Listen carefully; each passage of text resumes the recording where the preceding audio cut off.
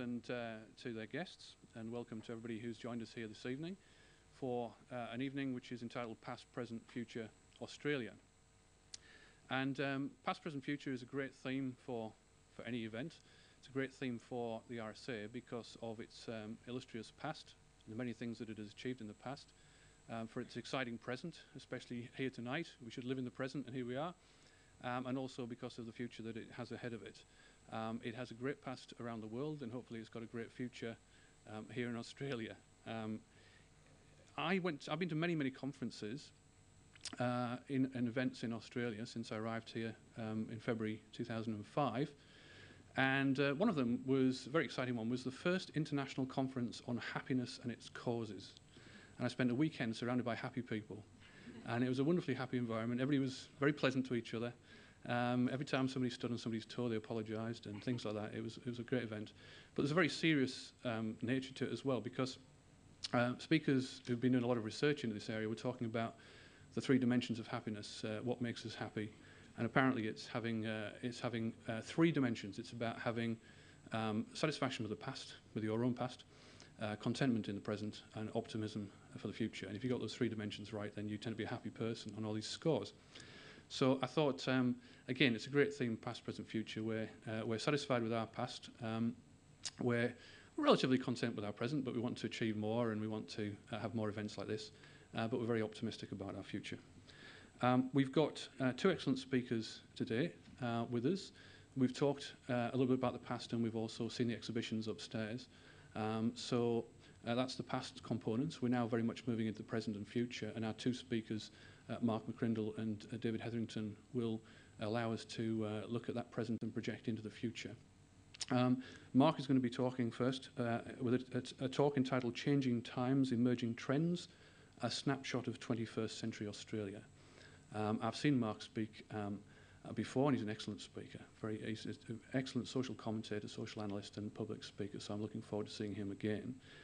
We've then got David Hetherington, who is talking about an investing society reimagining the Australian settlement. So I'm sure you're all very excited to hear the speakers and want me to shut up now. So I will hand over to Mark. Please give Mark a warm welcome.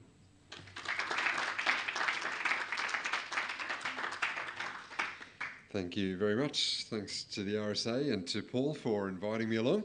And it's great to have this chance to talk to you. And it is a great theme, past, present and future. And I spend much of my time in this field of future studies, trying to help organisations understand what lies ahead. And I think the best futurist books are those written in the past about the present, because then you can see the accuracy of these futurist forecasts that are made. And I actually brought one along with me, one that I found in a second-hand bookstore, one of these old futurist books. And here it is. It's entitled How to Survive the 80s. So we're going back a few decades with this publication, but it makes for interesting reading in the present because not all of the forecasts made here came to pass. I shall give you a couple of examples. I found this brave author had a whole chapter dedicated to the Paperless Office, which was supposed to have come our way by the late 1980s, and I hope that Paperless Office is going well for you. You know, when it comes to some of these future studies and thinking about the future, we have to take a multifactorial approach. You know, sometimes we can just look at one technological trend, and the e-document is one of those trends, and extrapolate that out too far. The point is that there are timeless drivers as well as technological drivers that change times. And we are tactile beings as humans. And so the Paperless Office will never come to pass in its full fruition because we still want to pick up the book and rip out the coupon and print out the copy or handle the hard copy report. That's just part of who we are. He had another whole chapter where he talked about the new way of work as we approach the 90s. It will be telecommuting, he said, with more and more people working from home and fewer working in the cities. You can expect by the year 2000 for parking problems and traffic jams to be something of history. So I hope everyone's enjoying the work from home and enjoying no traffic on the streets anymore. Another failed prediction, because of course a timeless driver, is that we want to gather together and commune and interact. It's not just driven by the technological possibilities. And I won't even read to you the quote about the labour-saving devices and the 3.5-day week that was supposed to have come our way some years back because it's too depressing. But the point, of course, is that to understand the future, even in the present, we need to take a number of factors and look at how they interplay. Technology is just one of those. The economy, which is the big issue we're thinking about here and now, is another of those. But I want to focus a little bit more on the demography, beyond the technology, beyond the economy, because we know what Australia will look like in 2020 and 2030 because the population base is here today. We know what the customers in 10 years' time will be like, what the classrooms will look like in 2020 because those youngsters are alive today. And so understanding the demography gives us a good insight into the future. And we can't talk about social trends and change today without thinking about the American elections, which have just passed, and talk about generational change and cultural change. There you have you had Generation Ys coming out in record numbers to vote, and to vote in the first Generation X president, the first of those leaders born since 1960, a guy with Generation Z children. And so the generational change, the demographic changes, let alone the cultural and racial shifts taking place in our world are, of course, enormous. Well, they're enormous in our world, they're big in the US, and of course the changes demographically and generationally are big here as well. In fact, I've got a population map of Australia which will be made available to you. This is something we've just prepared, looking at who we are as a nation today and who we were just one generation ago, who we are generationally speaking as well. It's amazing to consider that since 1960, our national population has more than doubled. Over that same period of time, the birth rate has more than halved. And so we have half the number of children per household, twice the population base. We're living 10 years longer than we were a generation ago in 1960. We're 10 years older as a nation than we were back then as well. So the profile of our nation is changing and continues to change, and understanding this, of course, is really to understand our future. I mean, just a comparison statistic here. This year marks 100 years since a number of things, since the first Model T Ford rolled off the production line, and look how motoring has changed since 1908. Since Don Bradman was born, and look at how our cultural identity, cricket, sport has changed since then. Well, 1908 also marked the passing of the Commonwealth Age Pension Act. It now, therefore, has been 100 years since the age pension. What is interesting is that the accessibility age of the age pension has not changed since it was introduced 100 years ago. Age 65, it was granted to man or woman as it is today. What has changed are the demographics around that. In 1909, you got the pension at age 65. The problem was that life expectancy was 57. And so it was a great promise that the government didn't ever have to pay up on because no one lived long enough to get the pension. Today, we live 2 decades beyond pension age. That is the life expectancy at birth today, approaching 85. And so demographically and generationally, and therefore socially, we are a very different nation today than whence we were. So what I want to do is talk about some of these demographic and generational changes, but talk not so much just about the hard demographics, but more about the psychographics, the attitudinal changes that come with the demographic changes. There's one other statistic you'll note on this population map when you have a look at it. While all of the talk in Australia, as it has been for a couple of hundred years, has been the southeast states, we currently have 1 in 5 Australians as Sydney-siders. We have 1 in 4 Australians as Victorians. And yet all of the change as we move through this new century is actually to the north and to the west. WA and Queensland have twice the population growth rate of New South Wales and South Australia, and 3 times the growth rate of Tassie. So internally we are changing. You know, externally, 1 in 4 of us weren't born here, multicultural mix. Internally, the shifts are enormous. In fact, you'll notice, I just mentioned that Tassie is at the bottom of the population growth rate. They're the slowest growing state as far as people moving there. But they're the number 1 state by way of total fertility rate. So clearly the Tasmanians have worked out the solution to the low population growth rate. They are breeding their way up to the top of the list, and New South Wales can learn from their example. But, the demographics lead to some psychographics, and I just want to share 4 trends, 4, if you like, characteristics of these 21st century times that we see manifest across the generation. In these postmodern times, there are 4 posts here, and the first is that we today are post-life stage. Australians can't be defined by their chronological age anymore. We can't take those 20th century constructs and roll them over a 21st century society, because it just doesn't hold true anymore. People don't move through those set life markers at the set ages anymore. The traditional markers of adulthood, which sociologically have been measured by marriage and mortgage, children and career, these markers have been pushed back, if even being entered into at all by many.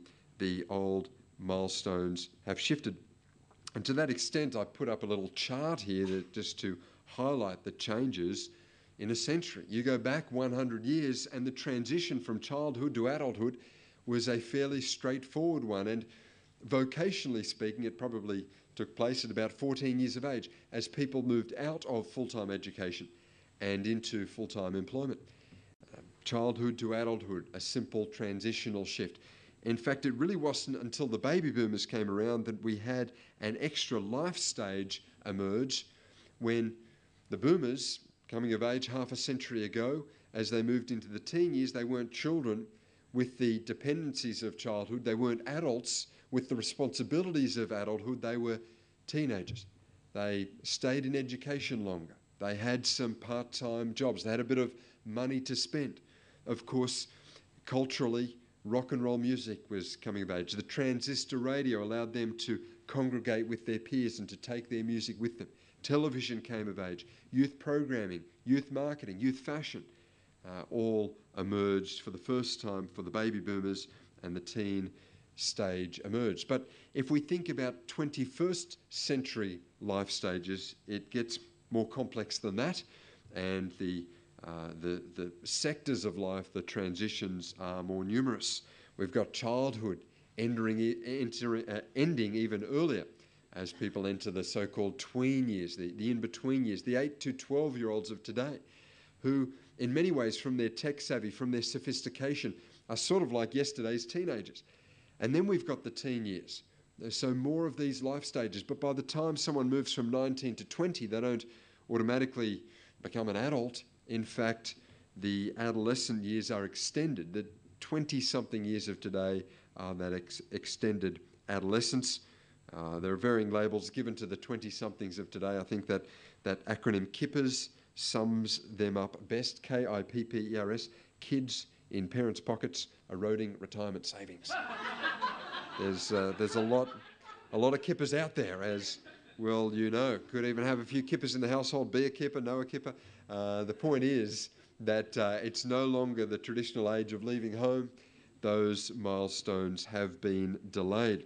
But my point here is that the transitions, the reinvention, the change, the post-life stage attitude continues through adulthood as well. It's not as though someone hits the mid or late 20s, becomes an adult, and moves in a linear way from there through those years, but rather the adult years are also a time of reinvention and change. We have 40-somethings heading back to university, and 50-somethings leaving stable employment to start their own business, 60-somethings using technology on Second Life with an avatar, or perhaps texting grandchildren and the like. We can't therefore take traditional age stereotypes and roll that over the 21st century times. In fact, I found a great article here in The Australian on this very point, a recent article talking about Mick Jagger turning 65. Yes, they say Sir Michael Philip Jagger is now 65. What a milestone for the world. It's one small birthday for a man, one shuddering reality check for mankind. And they go on to ask the question, why do we have not just one, but a whole swag of these 65-year-old rockers still doing their thing almost half a century later? And the answer is down here. They say, well, we have seen a merging of generational attitudes today. Rock fans are now as likely to be 70 as 17. There are as many 50-somethings as students networking on the web. And today, pensioners wear jeans, and 20-somethings vote Conservative. You see, there's been a change in how people live out those life stages, a morphing, a merging of the boundaries, and certainly some complexity in terms of how the life stages progress. So that's the first of these posts, if you like, and there are three others. Secondly, I've said here post-structural.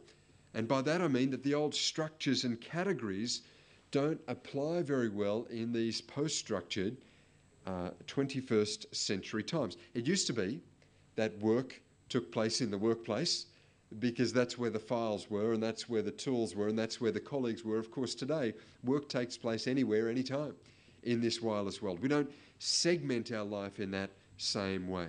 And retail hours don't mean what once they did, and banking hours is not 9:30 to 4:30 either. In a 24/7 world, the structures have changed. I have here in my hand a mobile phone. I guess most of us call this device a mobile phone, but I note that the technologists don't call these things phones because they are phones, but they're also a camera and a video and an MP3 player and a light and an alarm and a calculator and a games machine and an internet device all in the one unit, you see. So the old structures, the old nomenclature does not work in 21st century times. Think about some of the companies that govern our world. What business is Google in? One of the largest organisations around now, just began 10 years ago. What about Apple? I mean, are they a computer manufacturer, or are they a phone manufacturer, or are they a song seller? Well, from the Mac computers to the iPhone to the iTunes, it's hard to categorise these companies in post-structural times. And think about how careers develop and how organisational structures look. Also, they have changed from the funnel approach where you join an organisation and over time through seniority rise the ranks to what we see more of today, a far more fluid structure where alongside traditional full-timers we have part-timers and casuals and contractors and people that are there but they're off to do some study, the revolving door, people that were there and have left but have come back again. It's a very fluid and therefore post-structural approach to employment and to the organisation. Think about leadership and how it looks, and indeed how it used to look. The command and control model used to dominate. You had the one leader on top. You had the chain of command flowing through an organisation. You had people in their set functional areas. Well, today, of course, we see flat structures. We see leadership across an organisation. We see self-directed teams and interflow. We see cross-functional teams able to innovate and work across set areas, of course, post-structural realities. And we are dealing with generations that have come of age in these post-structured times. These are the only times that they have known. I found this ad recently advertising these new real-world hyperlinks. Increasingly, we'll see these strange rectangular patterns on print ads in magazines, on billboards and bus shelters, and with your 3G phone you take a photo of the image and it's a barcode. It links your phone to the website. It's a real-world hyperlink. And so no longer are hyperlinks just in the online world. Of course, they're in the offline world. Such is the post-structured reality of today. And so the youngsters coming of age have only ever known the change in the barriers and the morphing of the categories and think very differently to how the rest of us do. They have been, in the words of Mark Prensky, labelled digital natives. The first language they speak is the digital one. Now, we can all use the technology, so we are the digital immigrants. We migrate to the latest technology. But see, we bring our 20th century structured thinking to technology. We read the manuals. We take a structured approach. But of course, the digital natives think intuitively and connect in new ways. I mean, an example of this I found in column 8.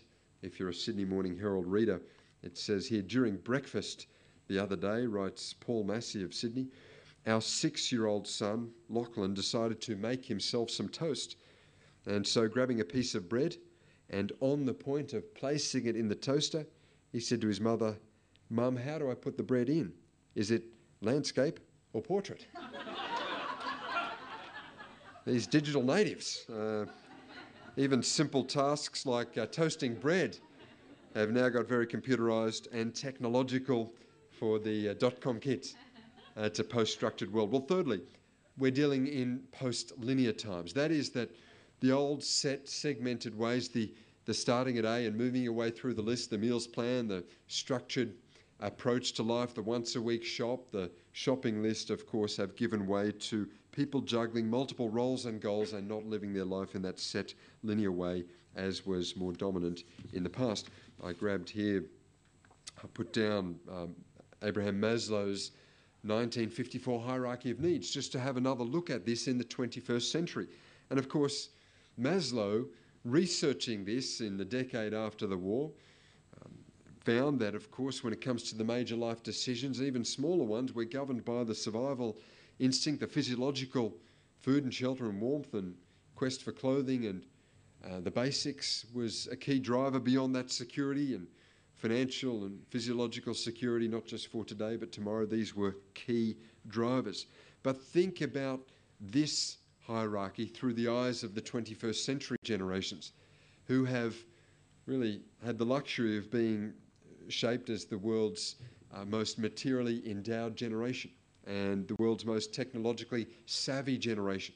And in these great times, they have indeed never had to worry about the survival and security issues. In fact, their hierarchy comes pre-ticked with these already filled in. They begin their decision-making at rung 3, moving on up from there, the social needs, the self-esteem, the self-actualisation.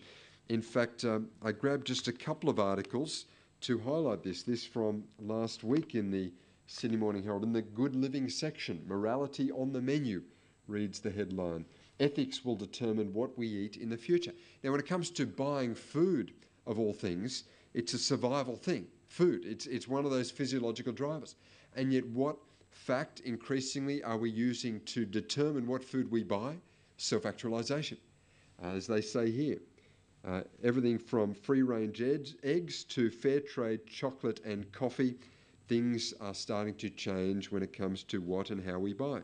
Expect an outbreak of ethics in the aisles, with consumers increasingly keen to do what is right with their food dollar.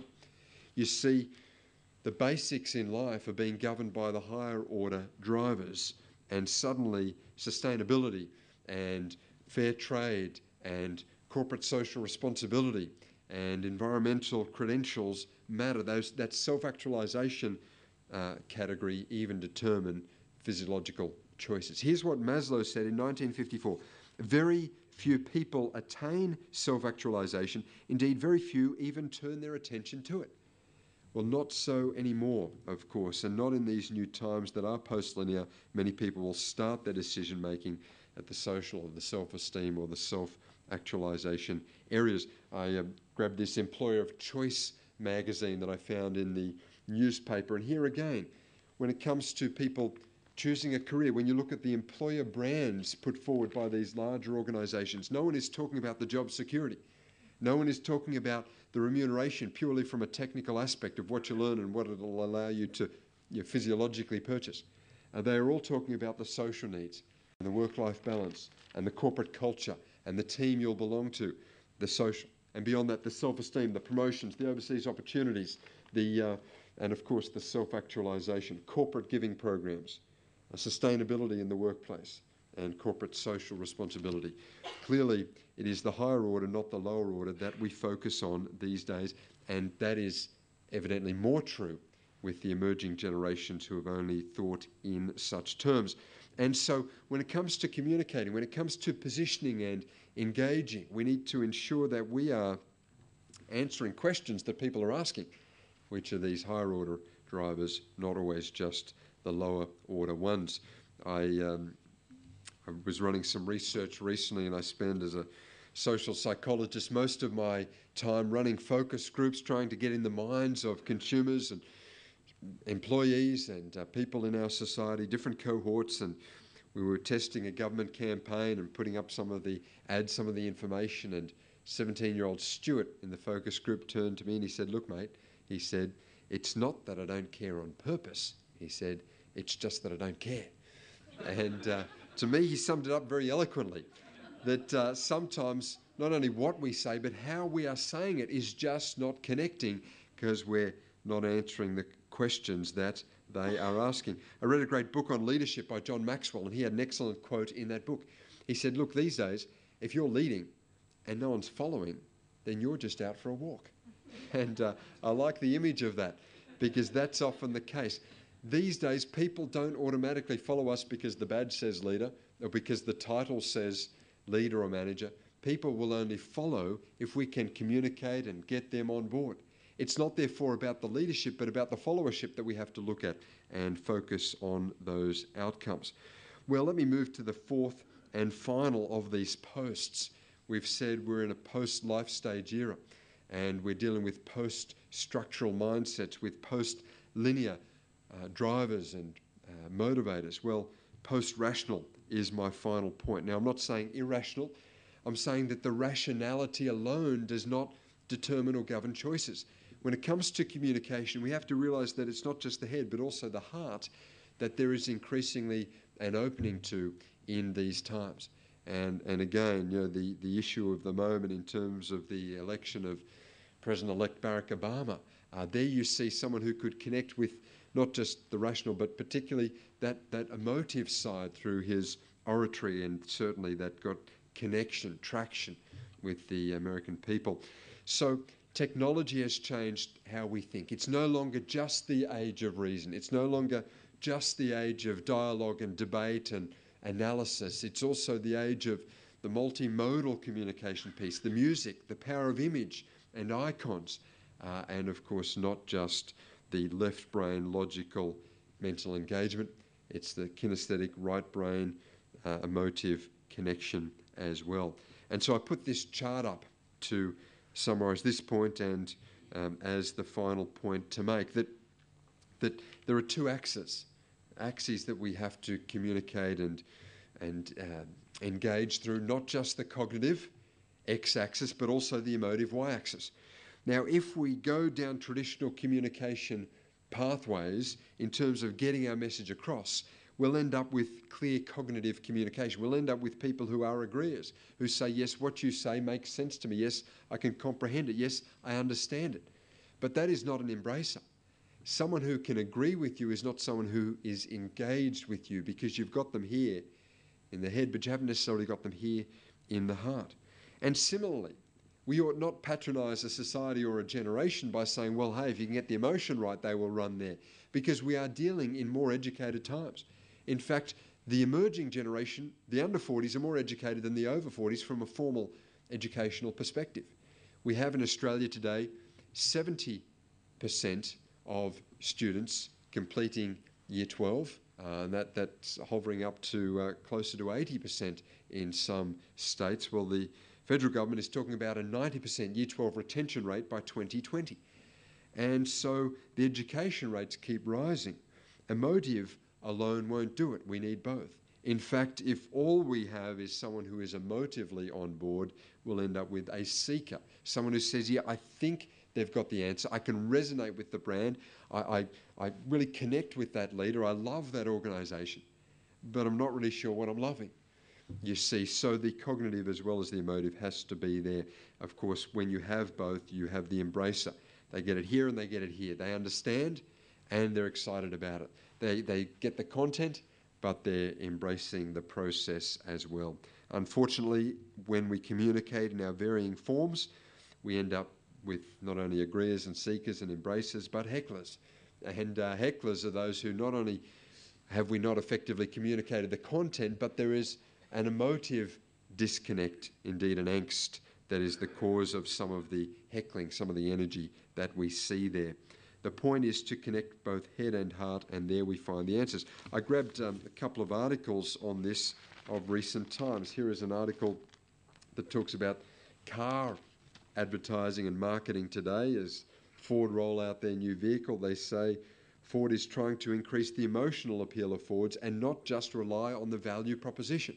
See, this is 21st century stuff. They say Ford aimed to create a more emotional link with its customers to win hearts and not just minds, and to get away from just offering value. Compare the average television commercial selling cars today to that of the 80s. In the 80s, you saw a lot of comparative charts. You saw a lot of the features and benefits, a lot of the engine performance tables or the price point advertising. Now, you hardly see the car in the ad. You hear a lot of music, you see a lot of scenery, you see people having fun. Car whizzes past in the background, because it's not ultimately about the cognitive connection with the car, it's the emotive connection with the broader brand. In fact, here's how this article concludes. The only power left for an auto brand is to build an emotional connection so that people will use your brand to express who they are. Now, moving to, I guess, something higher than just brand engagement and commercial marketing, if we think about the whole climate change debate, what caused the tipping point in society as far as consumers and households getting on board the climate change message? Because apparently climate scientists have known about global warming for more than 20 years. And yet it's only been in really the last 18 months that your average person has understood some of the implications and started to make some lifestyle changes. Why?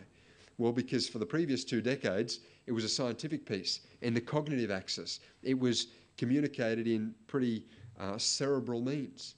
But when the visceral pictures came out, when Al Gore came along with An Inconvenient Truth, which is more an emotive piece than it was a cognitive one, people got it, people saw it, people visually said, right, now I get it here a bit more, even if I don't fully understand the science of it here. And so we had change. And so we find inserts like this in the paper, Saving Planet Earth. The wording here, the picture, a youngster. This is part of, I guess, the engagement that has got the cut through beyond any scientific piece.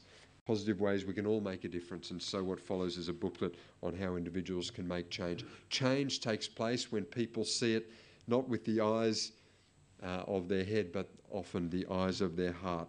We need both, but we need to start at the heart, move to the head from there.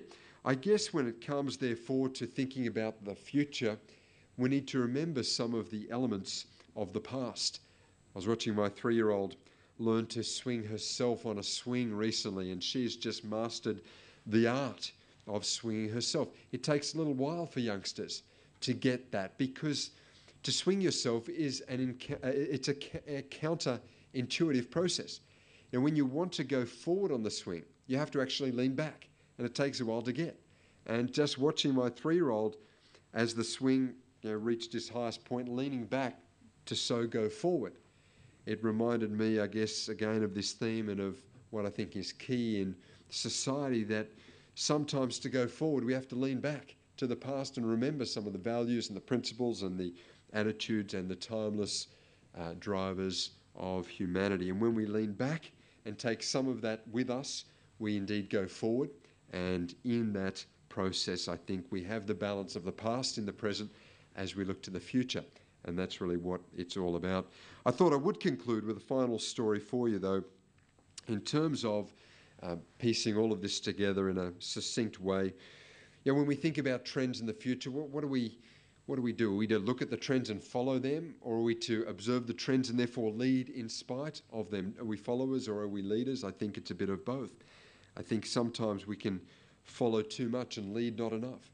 And heard, to conclude, a story about a father who was too much of a follower with his son, not enough of a leader. He had one of these kippers, 20-something still at home, and the dad was funding the son's lifestyle, had paid for the son's degree, and the son still hadn't got a job.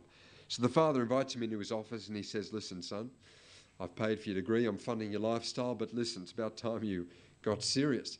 So to help you out in life, says the father, tomorrow I'll take you down to the factory, teach you the ropes and put you in as manufacturing supervisor over this big manufacturing business I've built.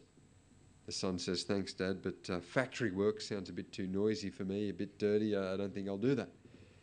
Well, the father says, look, I have decided to make you an equal owner. I've decided to make you a 50-50 partner with me. So, look, that's okay. If you don't want to work in the factory, I'll set you up with an office here in the headquarters and you can take on a management role. Young bloke says, look, Dad, desk work is not enticing either, so I'll not do that. Well, now the father's very irritated by this attitude. He says, hang on. I'm funding your life. I've helped you out so much. And to further assist, I've made you an equal owner. And yet you're telling me you don't want to work in the factory? We're 50-50 partners. You're telling me you don't want to work in the office? What on earth can I possibly do with you? And the son, he says, Dad, it's really simple. What you can do is you can buy me out.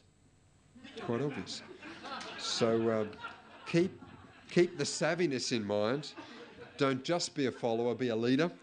Understand that savviness of Generation Y, and your future and theirs will be bright. Thanks for listening.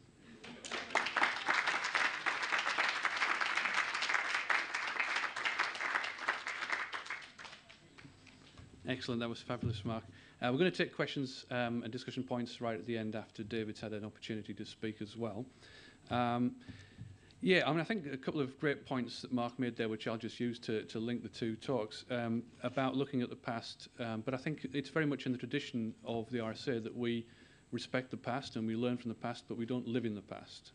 And again, we're going to very much, towards the end of this session, get into looking to the future. Mark reminded me of the language issues that are really important in understanding some of these trends.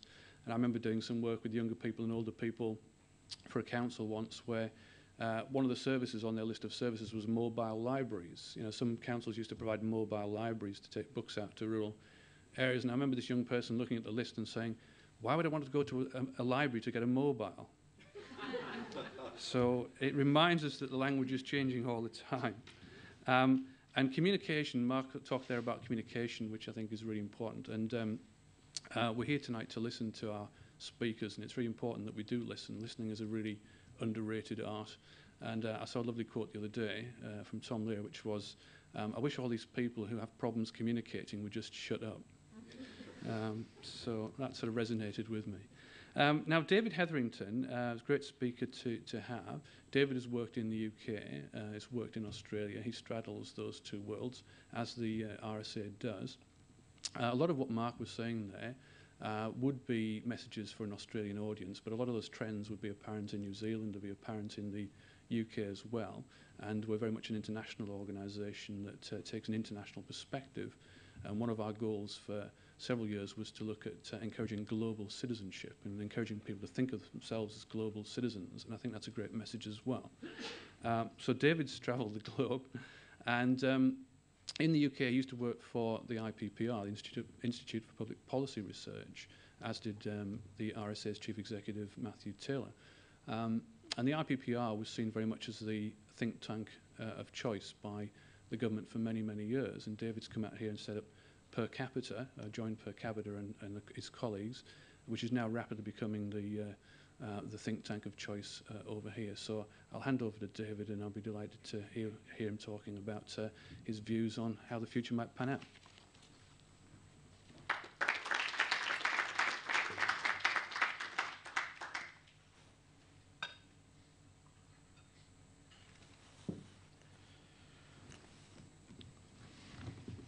Thank you. That was a fantastic tour de force by Mark. He's certainly set the bar high. Good evening, ladies and gentlemen. I'd like to thank Paul and the RSA for inviting me here tonight to speak to you under this banner of Australia past, present and future. Paul specifically asked me, let me just get my presentation up and running here. Slideshow. This is the perils of working with a Mac most of the time and hitting a PC occasionally. Where are we going from the beginning? There we are. Paul specifically asked me to offer some insights on Australia's future, which, as I reflected on it, is rather tricky. It's something of a double-edged sword. On the one hand, it's a wonderful intellectual challenge, particularly for someone who works in a think tank, to draw on new ideas from our own work and the type of social trends presented by Mark into a coherent picture of what Australia's future will look like. On the other, as you all know, predicting the future is a bit of a mug's game. 12 months ago, who would have guessed that the US and the UK would be nationalising their biggest private companies? All of us, including me, who would have laughed at that proposition, would look pretty silly right now. So the best I can do for you is to weave together a set of emerging themes into just one possible vision of what Australia's future could look like, based on the view from here in the Powerhouse Museum tonight. This vision is called the Investing Society. The forecast is inevitably subjective. It is an unashamedly positive vision, and one I think we can achieve if we make the right policy decisions over the next decade or so. It's based on a set of progressive values that have underpinned Australia's development to date, values which I'll explore in more detail later on. The way I'd like to approach the discussion tonight is to first talk briefly about the global scene before moving on to examine Australia's prospects in more detail. I want to examine the Australian situation using a well-known historical frame, the Australian settlement. I'll borrow from Paul Kelly's seminal book, The End of Certainty, to consider how the Australian settlement is faring and to ask what next for the ideas and structures which have underpinned the first century of the Australian Federation. I'll discuss 7 areas of Australia's life: the economy, employment, tax, climate change, policy making and international engagement, and consider what each of these would look like in an investing society.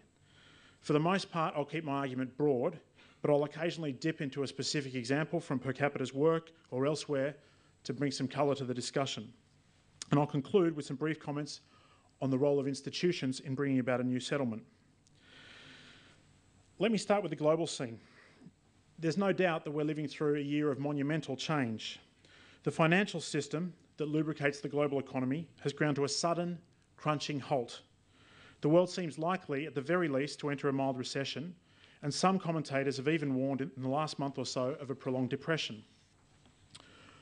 The international financial institutions have so far failed to provide a meaningful response, and it has been left to national governments and central banks to cobble together a set of increasingly desperate stopgap responses, a sort of international financial triage in a very crowded emergency ward. So far, these solutions have worked, but no one is positive that they'll continue to do so. And what's remarkable about these solutions is their provenance.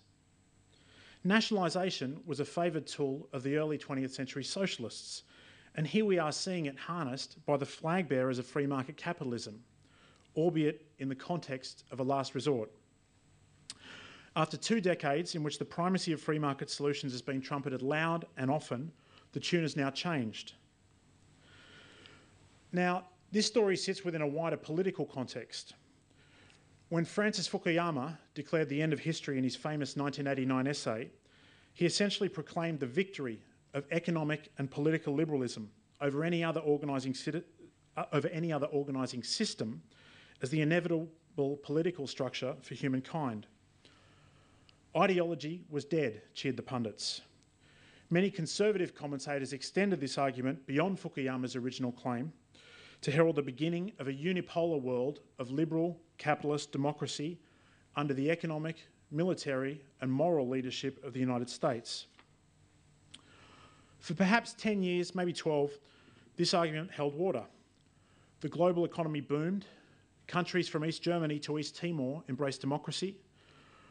The US finished the 20th century with a decade of sustained economic growth, rapid productivity gains, a fiscal surplus, successful interventions in Kosovo and Bosnia, although not Rwanda, and highly ranked in global attitudinal surveys.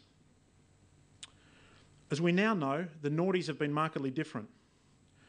Economic expansion continued for the first half of the decade, although its principal driver, China, demonstrates no real democracy to speak of. Asia is on the rise, economically and militarily. Western liberalism has come under physical and ideological attack from Islamist fundamentalism, and Russia is increasingly bellicose. The United States has lost its way as a global beacon, economically, militarily, and some would argue morally. And then the world's financial system froze. A consensus has emerged among scientists and policymakers that climate change is real and that existing market structures are ill-suited to respond to it. Multilateral institutions, the World Bank, the IMF, the UN, are failing because they were designed as a tripartite consensus in the immediate aftermath of World War II. Now we need hundreds of actors to agree to any multilateral agreement. And game theory tells us that this might not be possible, that we might have to settle for partial, suboptimal agreements. So it seems that Fukuyama's end of history might have been short-lived, or more likely, premature. History has restarted, and it's back with a bang. It looks like we're right in the middle of one of history's periodic transformations. And when historians look back, they may nominate yesterday, November 4, as the restart of history. About 6 hours ago, the polls closed in Hawaii to bring the US election to a close. We know Barack Obama has won the election on a promise to be a new kind of politician, working outside the closed Washington establishment and beyond the traditional partisan divide. While it's hard to tell what this will mean in practice, it's clear that we're in a period of great upheaval intellectually and politically, and Obama will need to improve on the responses we've seen so far, which have been necessarily short-term. One thing seems likely, though. As the commentator Bruce Walpy observed on the Insiders program on the ABC on Sunday, the 28-year experiment with Reaganism, with its rhetoric of small government, tax cuts and deregulation, looks to be over for now. The global financial crisis does not mean that we have to discard markets or the capitalist system, both of which have served us well, and it's not as if markets can be turfed out anyway. As Mikhail Gorbachev noted, the market came with the dawn of civilization. It is not an invention of capitalism. Instead of turning our backs on markets, we need to think creatively about new ways of harnessing market mechanisms in pursuit of society's ends, and about the role government should play in this. So what does all this mean for Australia? Let's move from the global picture to the national one to see what some of these new solutions might look like and what they tell us about Australia's future. History is on the move here too and is asking demanding questions of us. For a creative way of thinking about Australia's future, I want to borrow from Paul Kelly's book, The End of Certainty, and in particular, its notion of the Australian settlement. Kelly mapped the first 80 years of our federation as the original Australian settlement. He writes that the generation after federation in 1901 turned an emerging national consensus into new laws and institutions. This was the Australian settlement. He argues that the Australian settlement remained in place until the 1980s, held together by a bipartisan consensus and underpinned by these 5 core principles: White Australia, industry protection, wage arbitration, state paternalism, and imperial benevolence. Now, it's worthwhile asking ourselves, what were the values which underpinned this settlement? I would argue that there were 3: prosperity, fairness, and community. These are the progressive values that have defined Australia. Industry protection delivered domestic prosperity and increased the size of the pie. Wage arbitration and state paternalism guaranteed fairness, ensuring an equitable distribution of the pie. And imperial benevolence, and even White Australia, gave most Australians, although not Indigenous people, a strong, shared sense of community. The settlement was ultimately dismantled by the Hawke-Keating governments using the Accord, financial deregulation, trade liberalisation and engagement with Asia. Again, proponents for these actions were found on both sides of politics and were opposed by traditionalists within each of the major parties. When Kelly completed the book in 1992, he outlined 3 potential successors to the Australian settlement. The sentimental traditionalists, who wanted to adapt old ideas for a modern age and were best personified by Malcolm Fraser. The free market purists, who argued for a rapid extension of markets, led by John Hewson. And those who argued for a new political synthesis between market-oriented reforms and a revived role for government intervention, best represented by Paul Keating. What Kelly wasn't to know was that Keating would beat Hewson in the 1993 election, the victory for the True Believers, and if he had known that, he might have guessed that those calling for a new political synthesis between market and government had won. But this isn't what happened. Instead, I think the free market purists won the battle for succession to the Australian settlement post-1992. Keating's election merely delayed this succession. After John Howard won office in 1996, the free marketeers introduced the GST, continued to reduce trade barriers and increase migration intakes, pursued labour market deregulation, and encouraged a consumer individualism made possible by easy access to credit. The only exception to this free market purity was the use of government to funnel welfare back to the middle classes, something I'd call cash-back government. Now, arguably, this second settlement has served Australia well. We've enjoyed 16 years of strong economic growth, and we're experiencing generational lows in unemployment. Our financial stability is the envy of the developed world. We have continued to open our economy by reducing trade barriers and managed a balanced engagement with both America and China. The second settlement has had its downsides. Income inequality has grown. Disadvantage, although reduced, remains concentrated, and xenophobia has occasionally reared its head. And it seems now that even the long period of growth may be over. I'd argue that the second settlement continued to incorporate these core Australian values, but gave greater weight to prosperity in the form of rampant consumerism than either fairness or community. Now, I put to you, this second settlement is gradually drawing to a close. This is the crux of my argument tonight. Over the next decade or so, Australia will negotiate the third settlement of its federation. Why, you might ask? If the first settlement lasted 80 years, why would the second be over in 30? Well, the rate of change is much faster, driven by technology and globalisation, so historical cycles are much shorter. In 1983, few people picked China to become the dominant world economic power by 2008. Fukuyama's end of history lasted a mere 11 years. But for the most compelling reason, I want to show you a couple of quotes, and I want you to ask yourself, who and when are these talking about? This is the first one. Who are we talking about? They governed with caution, dedication, lack of inspiration, a pacification of sectional interests, and an appreciation of Australia's national insecurity complex. They sought not to make Australia great, but typically to develop its resources for economic benefit and to exploit its national inferiority complex for political success. Now ask yourself who that's talking about. And then look at this one and ask yourself, when are we talking about? It is the decade of creative destruction. It has witnessed business shake-up, financial excess, economic restructuring, individual greed, the making and breaking of fortunes, and for many, a struggle to maintain financial and family security. Despite the hopes it engendered, the decade is ending in pessimism. No, neither one is talking about John Howard's government in the noughties. They are Kelly's arguments. The first describes the Conservative parties of the first settlement.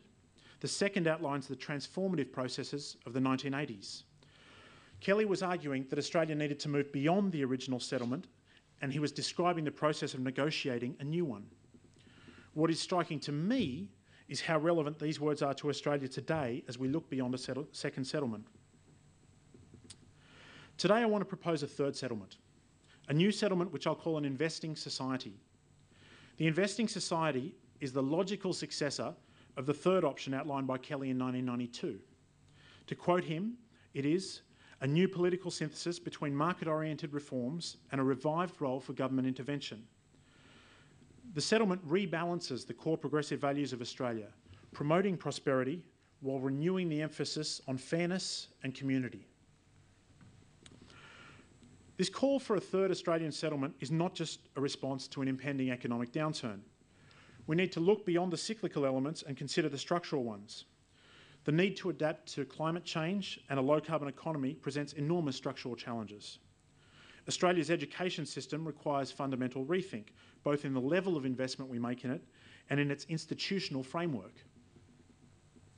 How are we to deal with the unexpected social costs of our recent prosperity? Can we continue to strike a balance in international relations between our traditional allies and our North and South Asian neighbours? Now, as I said earlier, predicting the future is a mug's game. So my outline of Australia's future is necessarily impressionistic. I'll cover a broad sweep of policy areas and describe how an investing society would approach each one. And then I'll touch on the institutional adjustments necessary to bring about this investing society. Let me begin with the economy. Broadly, the Australian economy is in good shape and it should weather the global financial crisis, albeit with a slowdown, perhaps a mild recession. Our banks remain well capitalised, deposits are underpinned by a new insurance scheme, and a fiscal stimulus will flow through by Christmas to ward against any potential downturn brought about by a slowdown in global economic activity. Now, this last point hints at one early development in the new Australian settlement. Fiscal economics is back. Many of us thought Keynes had gone the way of the dodo. Yet in the last year, we've seen government embracing a newfound role in providing insurance, credit, and even equity capital to private sector companies. In the old days, government taking shares in companies was called public ownership, although no one is willing to declare that renaissance just yet. Happily, Australia is well placed to deliver a fiscal stimulus. Our budget surplus is strong and we have a long list of infrastructure projects that are due. Interestingly though, now that capacity is less strained by export demand, I think we'll find the traditional big bang approach to infrastructure spending less effective than a set of distributed investments in what I call soft infrastructure, schools, hospitals, housing, which disperse fiscal benefits more widely. Despite our apparent economic good health, I'd argue that the free market economic frameworks on which our economy is built are too narrow. They assume that people are rational, utility maximising actors without drawing on recent learnings in behavioural economics which tell us that people are anything but. They fail to adequately integrate and value risk and to provide appropriate discount rates for social investments. And above all, they fail to capture externalities, the social costs and benefits generated by a given economic activity. So our investing society is likely to embrace what I would call full cost economics. Full cost economics relies on a holistic understanding of private and social cost benefit. Now, most investment decisions are based on a calculation of private costs and benefits. An individual or a business will decide what their costs will be, how much they'll generate, and whether the net gain is worthwhile. In theory, governments make a slightly different calculation, as their costs are social costs, either met directly by the taxpayer or borne elsewhere as externalities and opportunity costs. Social benefits are more complex again and require even more detailed consideration. And on the slide here, we just have a list of examples of social costs and benefits to kind of give you an indication of the type of things that are not valued within a market economy today. In an investing society, quantifying these will be extremely challenging. But when we decide how much to invest in an area like early childhood or employment services, we should certainly try to account for the full range of social costs and benefits. Government and businesses will take these costs and benefits onto their balance sheets and reallocate capital accordingly to deliver the highest overall return. Now, a second hallmark of the investing society is that it requires us to rethink the mix in our economy between consumption and investment and the role of debt in funding both. Household consumption has underpinned our recent economic boom, and 2 points are significant here. The first is that much of this consumption has been funded by debt.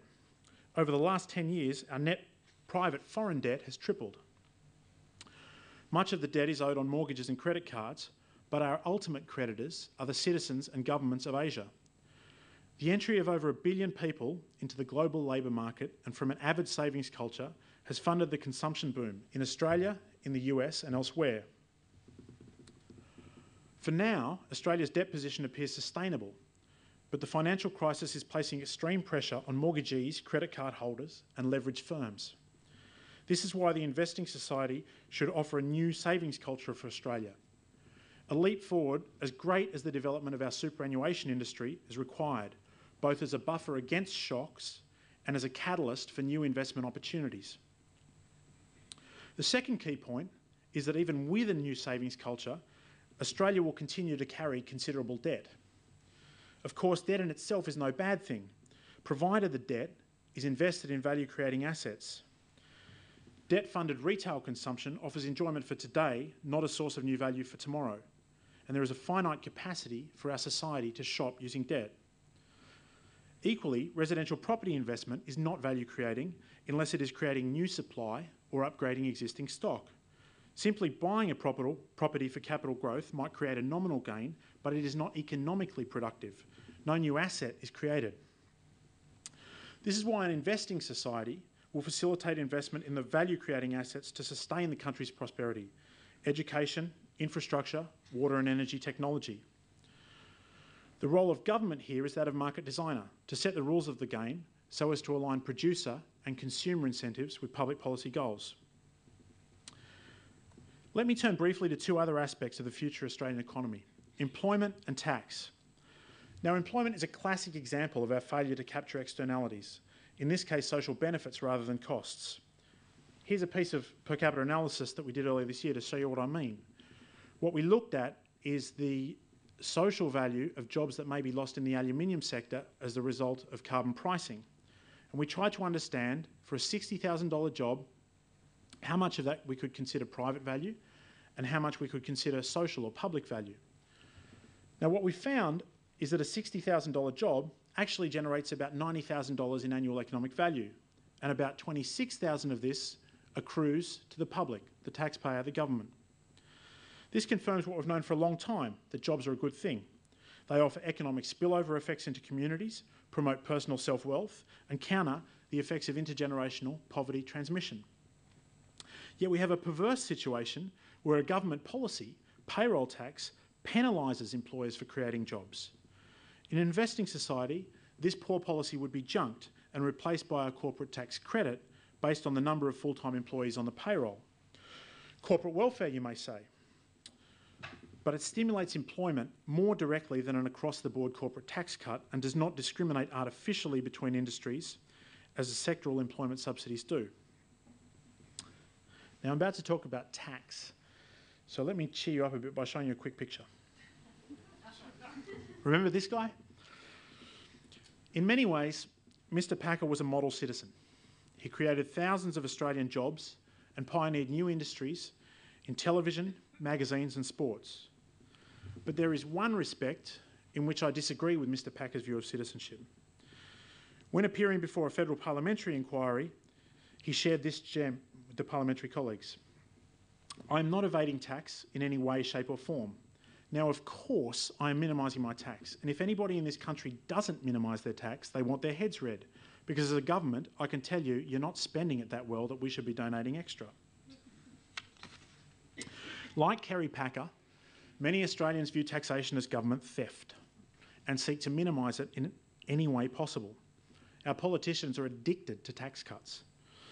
Yet as human beings, we have a wonderful ability to sustain cognitive dissonance, that is to believe two completely contradictory things at the same time.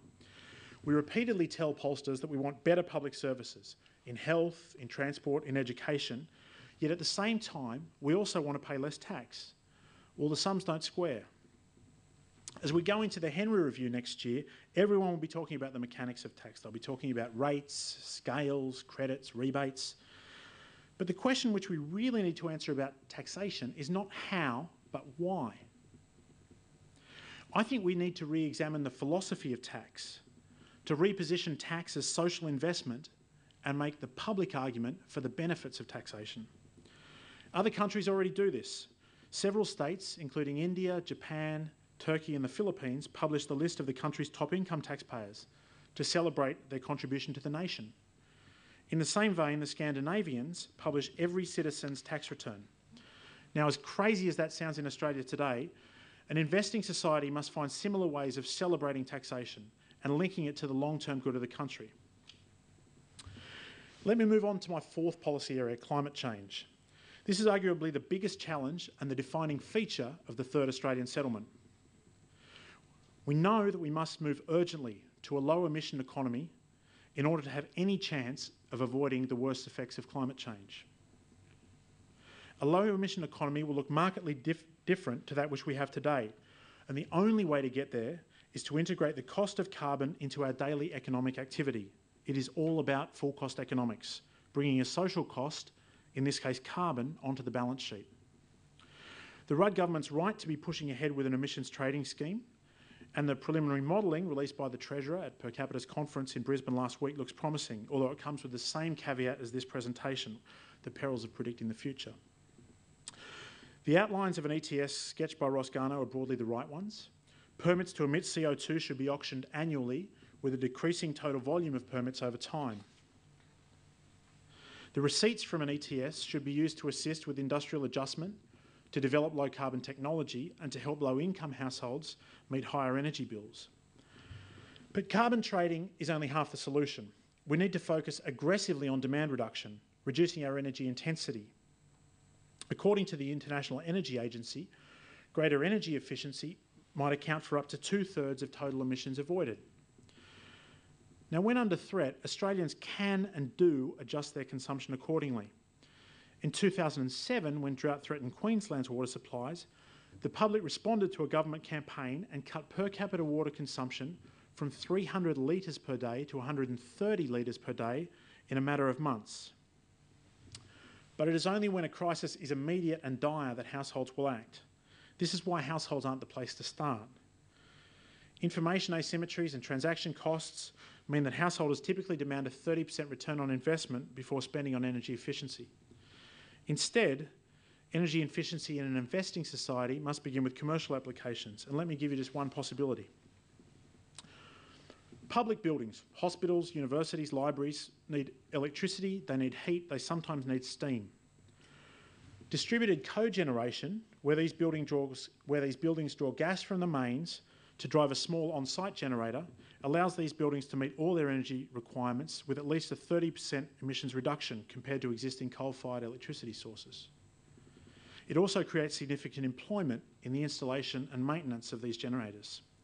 Surplus electricity can be sold back into the grid.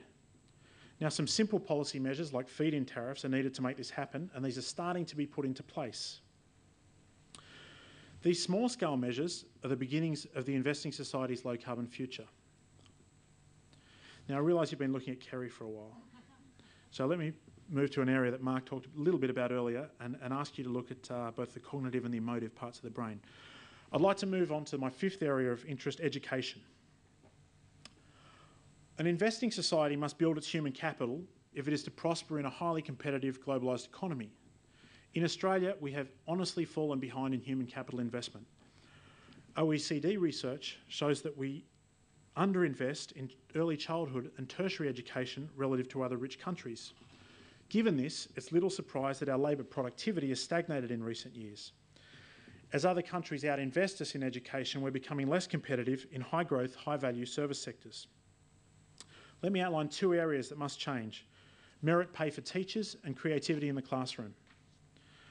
Now, even with innovative recruitment programs to boost intakes, the retention of talented teachers remains a major challenge for education providers. One reason is that salaries in the public system are capped by political constraints. But a more powerful factor is that good teachers are not rewarded for good performance. Studies show that teacher quality has diminished in Australia over time and that relative pay has been a significant causal factor in this decline. Merit pay, that is, higher pay for better performance, is the most effective way to reduce this trend. Today, teachers' pay is based primarily on length of service rather than classroom performance. This is a classic misalignment of incentives. It is important that any differential pay is tied to teaching performance itself and not to additional qualifications, as a host of studies have shown that teachers with postgraduate degrees do not add greater value than less qualified teachers. But how do we measure good and bad teacher performance? One of the most promising approaches is the concept of value add, which measures gains in student test scores from one year to the next. One trial of value add bonuses paid to teachers in Israel found the offer of bonuses significantly improved education outcomes. Importantly, the performance of teachers who failed to gain bonuses did not deteriorate. Australian governments should pilot similar schemes to assess whether merit pay appears effective in a local context. A second area of education reform is creativity in the classroom. Now, the existing curriculum debate is an outgrowth of the culture wars. What types of history, what types of science should we teach? But nobody questions that the curriculum should focus on things like history, science, and the 3 Rs. This assumption ignores a critical element of children's makeup, their creative brains, and their ability to learn from experimentation and mistake. The British author Sir Ken Robinson, one of the world's leading education thinkers, has argued that creativity is as important in education as literacy, and that we should treat it with the same status. An investing society would attribute arts, music, drama, and dance a similar standing in the curriculum to maths.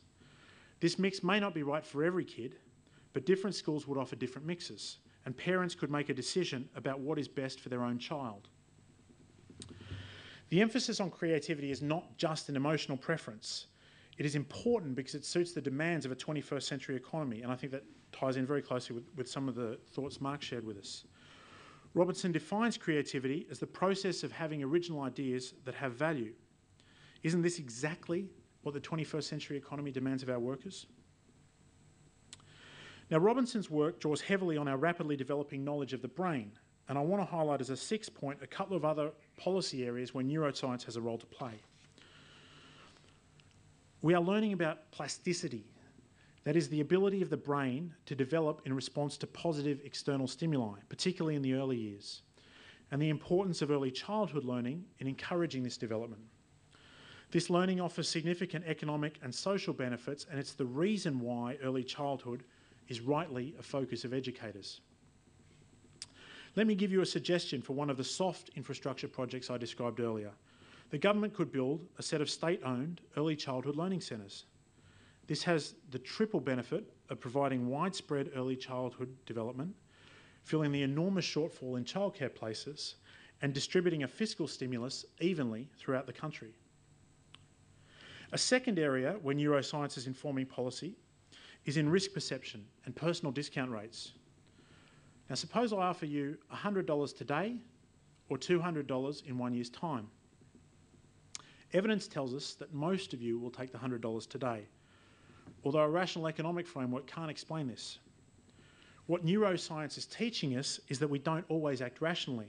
Our brain is not wired to do so. This is why soft paternalism may be a new policy approach in the investing society. What this approach does is make default choices for us, adopting the rational long-run policy settings, and then allows us to opt out individually if we choose to. For example, if we're seeking to build a savings culture, the government might raise the default level of personal super contributions from 9 to 10%, but allow us to opt out and remain at 9% simply by checking a box. Evidence tells us that the majority of people will move to 10%, which is the superior long-run option, both for the individual and for the economy. If you're interested in learning more about this approach, the book of choice amongst policy wonks like me is Nudge by Richard Thaler and Cass Sunstein, two American academics. Now let me move briefly to my final area of focus, Australia's international engagement in its third settlement. Kevin Rudd wants Australia to be a creative, engaged middle power. It's significant that next week's Global Financial Summit is a G20 event, not a G8 one, and there's no doubt that Mr. Rudd pushed for this. In the third settlement, it will be possible for Australia to play a constructive role in multilateral forums, but we should increasingly seek to do this from within the Asian firmament. Asia will be the dominant global region of the 21st century, and we are far better placed as a mid-ranking member of that grouping than as the senior player in the Southwest Pacific. Now let me borrow an analogy from a favourite Australian field, that of sport. For years we tried to enter the Football World Cup through the Oceania qualification route, and were frustrated because we thought this was harder than fighting our way through the more competitive Asian region. We've now joined the Asian grouping, and guess what? We're punching above our weight and leading the entire pack. This is a shot from Australia versus Qatar in Brisbane last month. Now, I would argue that Australia should seek to emulate this type of approach and its ensuing success in the international relations sphere. Tonight, I've proposed a third Australian settlement, the Investing Society. It is a new political synthesis between market-oriented reforms and a revived role for government intervention. It rebalances the core progressive values of prosperity, fairness and community, and it is based on full cost economics, debt for investment rather than consumption, a repositioning of tax as social investment, a low-carbon economy, a remodelling of our educational institutions, policy-making processes and international engagement. Now, in concluding, let me briefly consider the role of institutions and the allocation of power within the third Australian settlement. We've seen that successful settlements have been built on a negotiated consensus amongst the key actors in society: business, unions, political parties, and ultimately the voting public. The process of negotiating this consensus requires concessions from all these actors. So I'll leave you with some open questions.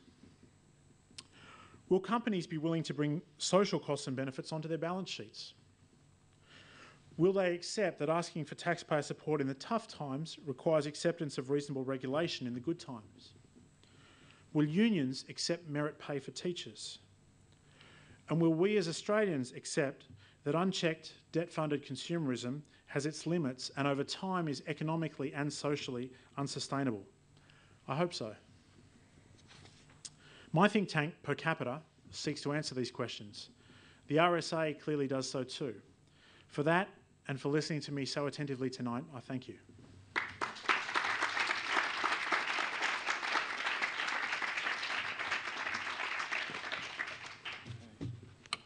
Well, thank you very much indeed. We'll just switch on to these things for the questions, and we'll have the lights up as well, I believe, for this. We'll test our levels. Are we cooking on these?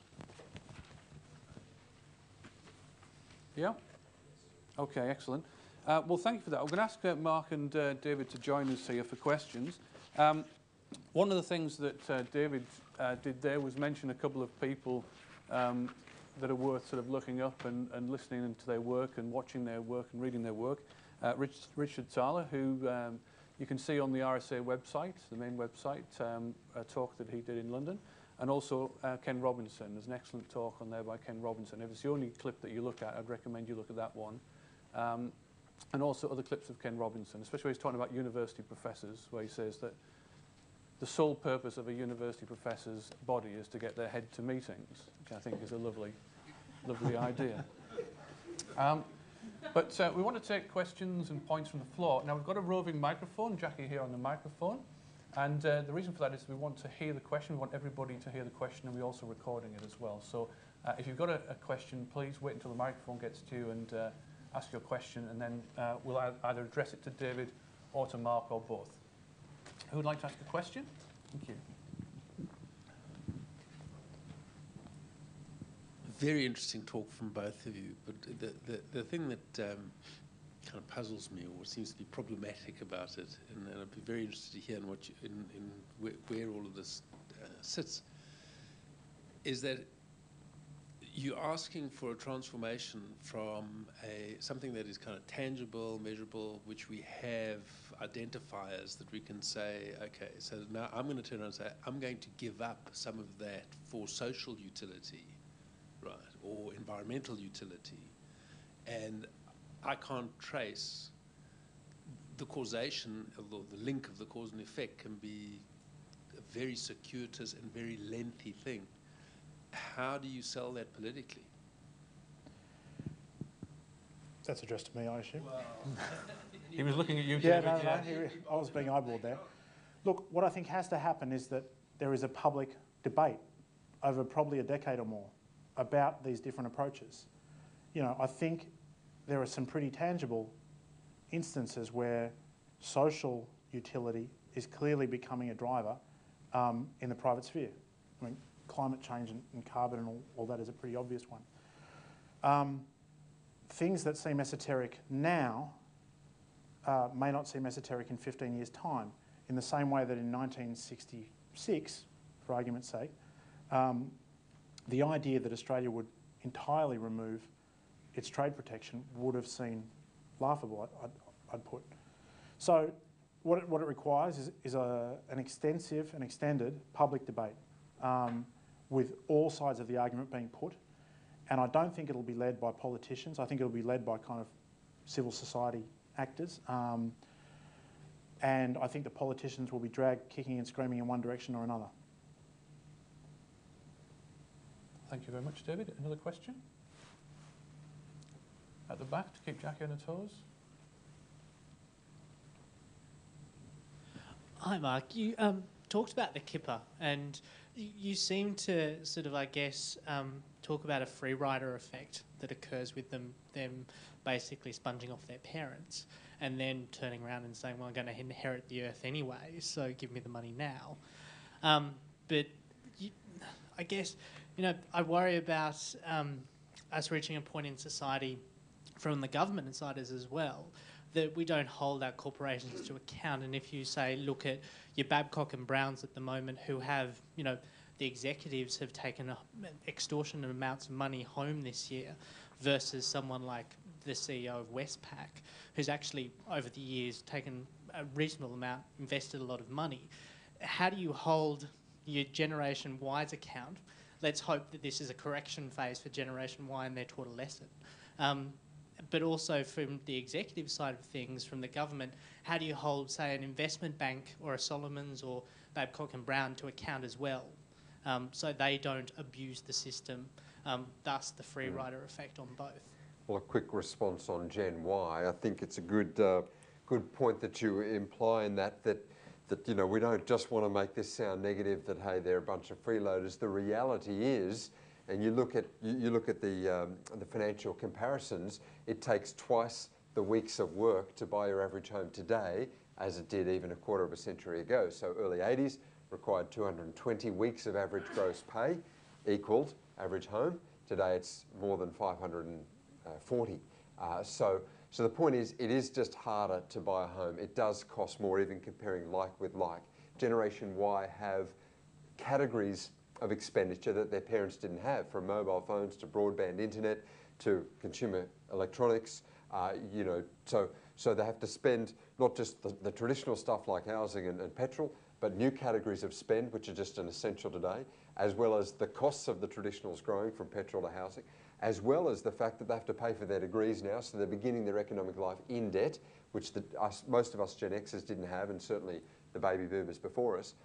And beyond that, because of just how life lives, they're starting their earning years later than their parents did. So you combine that perfect storm of financial challenge, and they have a harder basket of goods financially today than their parents did. So for all the disparaging of the kippers and making light of that, the fact is they are doing it tougher in that sense, and no wonder they're staying at home longer. But to the other side of it, that you say, well, hang on, we do need to bring them to account. I agree with that, because if you raise a generation that are used to the safety net, that are used to, as one of them said in our focus groups, oh, look, mate, if things go wrong, he said, you just hit the undo button. If they're used to an undo button, whether the undo button is move back with mum and dad, whether the undo button is get some government payment, that creates a challenge. And one of the downsides of this changing life stage reality, the post-life stage issue that I put up, is that the resilience is delayed as people remain in a dependent situation for longer. So what is the normal transition from childhood to adulthood measured by? Well, it's measured by when the external locus of control becomes internalised. That is, I'm an adult now, so I will take charge of my own personal finances, my own consequences of my own choices. I'm an adult.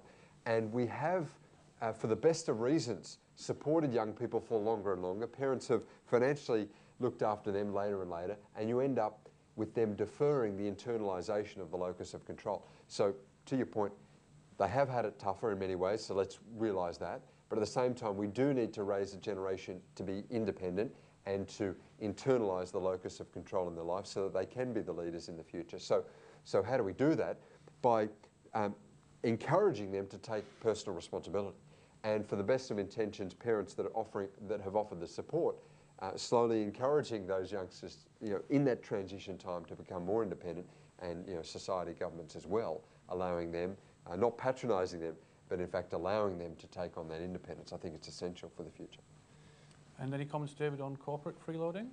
I think it's a very specific point you're touching on there, which is how do shareholders hold executives to account. Yeah. I think... Or the public, for that matter, the biggest shareholder. Well, I don't think the public's the biggest shareholder in Babcock & Brown. The shareholders in the investment banks lost their shirts, basically, and the executives walked away with enormous suitcases of cash.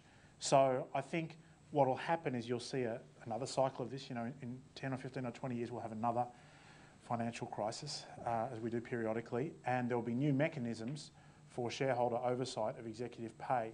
I'd make one point about the difference between Babcock & Brown and Westpac, is that Babcock & Brown take more risk. Westpac exists in a fairly cosseted environment. One senior manager from a Big Four bank once told me, all we have to do is turn up and turn on the lights and we make $2 billion a year. So, different kind of environmental. That's performance-related pay then, is it? Yeah, that's right. Yes, please. Yes, I'm Philip Isaacs. My question is probably directed at Mark McCrindle and the cognitive emotive situation. I'm a strong proponent of good news stories as a driver, but not too many people are, the media particularly. I've had many people say to me, no, we're not interested in doing good news stories on the environment in the ABC at all. But reference to work, for instance, of the Green Building Council of Australia brings with it hugely successful stories about what's achieved. It does seem to me, I believe, there's a greater place in government and in the media and in many corporates who haven't yet embraced it, that there are so many good news stories that we are failing to pick up a major driver for change. Yes, well, that's right. And clearly we have a generation that are looking for more of that. If you look at how young people particularly are spending their time, we note that TV time is declining, but screen time is rising. So they're spending more time in front of internet screens, games machine screens and whatever. They're searching for something more. If you look at what they're spending their time doing online, it's increasingly social networking and connecting, for positive reasons. In a sense, they're spending less time, in that traditional negative space of traditional media and looking for the positive. The whole, I guess, Web 2.0 phenomenon has opened it wide up, and they can find their own source, their own grouping, their own connections, and with that, like-minded attitudes.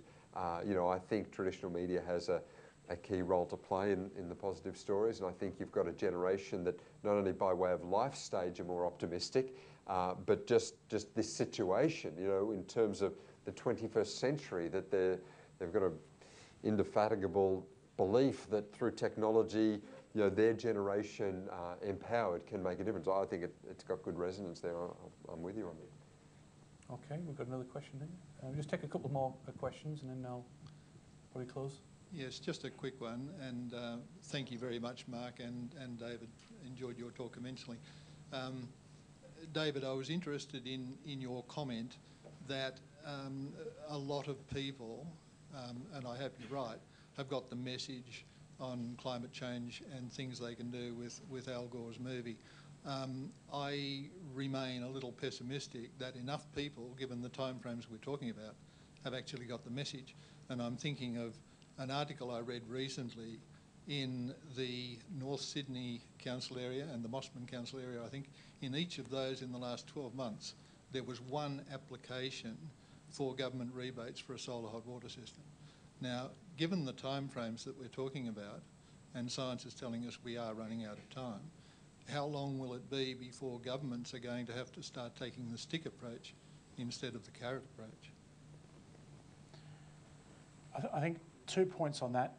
The first is that there's clearly a broad electoral consensus now around the need for Australia to act on climate change. That started in kind of mid-2006, around the time of the Gore movie. John Howard, as Prime Minister, came on that late in his Prime Ministership, but did come on board. And since then, the Rudd government has been drawing on that electoral support and look like they're going to go ahead with the emissions trading scheme in 2010. And that really is the stick approach that you're talking about, is putting a price on some of these activities.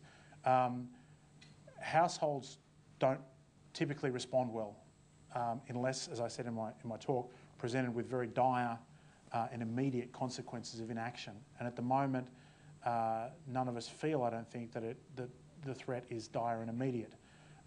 That's why I think we need to begin on the demand side with other areas of the economy, with commercial buildings, with industrial applications. And I think households will begin to respond when a pricing scheme starts to flow through the economy in 2010.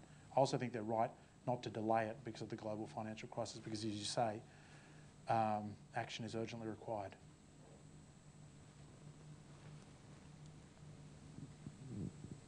Time for one more.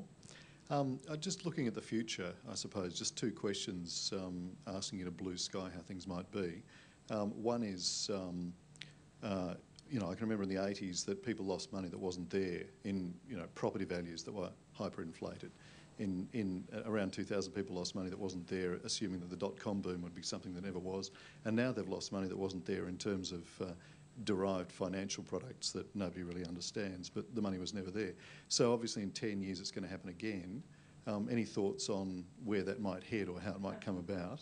And the other one is, I guess it's something that you haven't really touched on, but everybody likes to be futuristic about family and community groupings and relationships and how they might change. Just wondering if you've got any thoughts looking forward 10 or 20 years on how you think that might actually change. Because I must admit, when I look back over however many years I can, I never really see much difference. It seems to me that family and community groupings always seem to be the same. Maybe that's just because it changes so gradually I don't notice it. But everybody seems to think it's a big issue. So I suppose just those two questions looking forward, if you've got any thoughts on where you think things might be. Okay, let's have responses to those two questions and then we'll wrap up for the evening. Well, quick comment from me on each of those. First one, the next big thing, or what's the next big bubble to burst? I think that this is just a general comment for me. I think that the financial downturn has come at a good time for Generation Y, and so thinking about the future leaders, because it's coming, right at the peak of their experience, having really only ever known in their existence the last 17 years of economic growth. Suddenly, as they're completing their studies, as they're beginning their work, or just a couple of years into their career, this reality sets in: downturn, global recession potentially.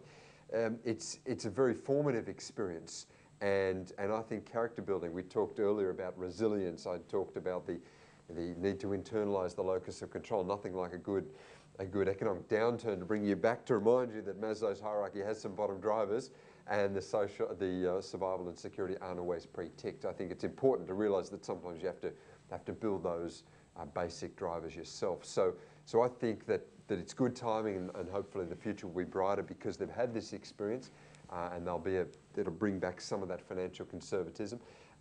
And then your second question, just remind me.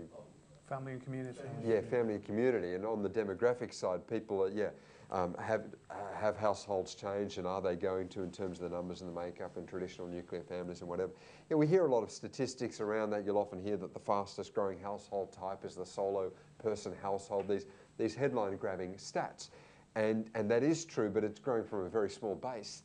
And it's also growing because we've got an ageing population, and women outlive men, and many of those are elderly women.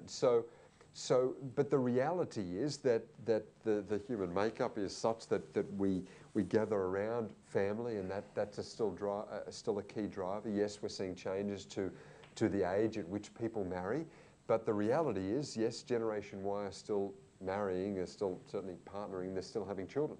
Now, they're having children, median age first child in Australia 30, not 24 like their parents. So there are these slow changes to that, but they're still marrying, they're still having children, and just think in the last year, the birth rate was dropping and dropping. I alluded earlier to a birth rate of 3.5 babies per woman in the early 60s, 3 babies per woman in the early 70s, down to, in 2002, 1.7. And people, you look at the ABS forecast, and they were saying it was going to get to 1.6. Well, it's gone up to 1.9. So it seems as though we sort of hit the bottom, and it's creeped up a little. So I think some of the forward forecasts saying that we're below replacement rates, and there's going to be half the population won't have children in the future, or the nuclear families, I think, of the past, and all of this is overstating the fact that we still have those timeless drivers, and indeed there are these timeless realities that govern us regardless of any headline-grabbing trends that we may see. So I'm with you on that. And David, did you have a prediction for the next pot of virtual money? Well, all I can predict is that it's coming. I'll sell it outside. All I can predict is that it's coming. So asset price bubbles have been part of the capitalist system since the tulip boom in the 17th century, and will continue to be so. And it's I think, a healthy part of a capitalist economy. I agree with Mark that it offers the chance for a bit of a shake-up and reflection for Gen Y, who've known 16, 17 years of continuous growth. It allows a whole new set, because it reallocates kind of capital and people around the economy, it allows a whole new set of ideas to flourish. And the next asset bubble will be caused by something that no one can guess now. So who would have guessed that some wonks in a back room cutting up kind of mortgages into 1 million slices would have caused this? None of us. And we don't know where the next one's coming from. What's important is that we learn, that we manage these things so they don't turn into the depression of 1929 to 33, so that the human cost is well managed and not tragic as it can be in some cases. So that's my view on asset prices. I think family and community are on their way back. One kind of little remarked fact of Australia's boom is that one of the ways we've done it is that we've worked longer hours per year than almost any other country in the world. So Australians work, I think, 1,850, 1,900 hours a year, and kind of OECD median's like 1,650, something like that. And that's been part of what I think has been a consumerist society. So we work hard, which is a good thing, because we want the trappings and sometimes the external symbols, sometimes the internal gratification of that hard work. I think we now may see a rebalancing, and people choose to spend less time at work and invest in other types of self-fulfillment. I don't know. I have no evidence for that, but it's a bit of a guess as to the way we may go. Okay, thank you very much. Thank you, David and Mark, and thank you everybody for coming. Just a couple of points before we finish.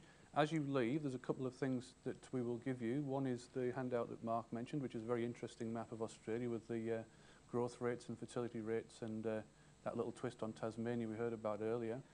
And also there's some information about the RSA, which Rhonda, I believe, our chair of the RSA, Rhonda in the red top there, has got for you.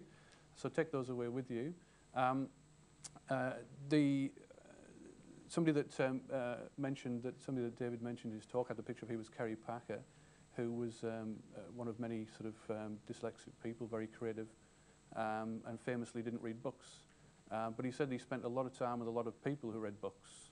And I think that's what we do through these kind of events. Sometimes we spend a lot of time with a lot of people who know a lot of stuff. So I'd like to thank our speakers for the evening, Mark McCrindle and David Hetherington. And I hope you'll enjoy coming to future events of the RSA. Thank you.